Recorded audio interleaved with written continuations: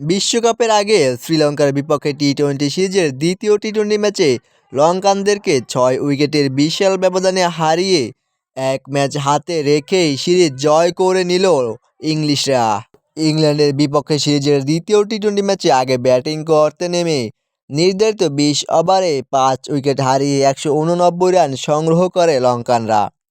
যেখানে লঙ্কানদের হয়ে সর্বোচ্চ ২২ বলে ৩৪ রান করেন প্রাথম নিশাঙ্কা, ৩৬ রান করেন কামিল মিশ্রা, ৩২ রান করেন কুশল মেন্ডিস ও ৪০ রান করেন পাবন রাথনে। ইংল্যান্ডের হয়ে বল হাতে সর্বোচ্চ ২ উইকেট শিকার করে নেন জোফ্রা আর্চার, তবে বল হাতে দিয়েছেন দলের হয়ে সর্বোচ্চ রান।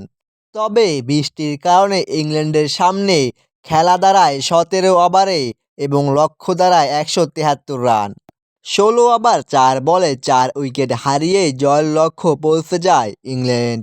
যেখানে ইংল্যান্ডের হয়ে সর্বোচ্চ ৫৪ রান করেন টম ব্যান্টন, ৩৯ রান করেন জস বাটলার, ৩৬ রান করেন হ্যারি ব্রুক ও মাত্র ১৪ বলে ২০ রান করে অপরাজিত থাকেন স্যাম কারান।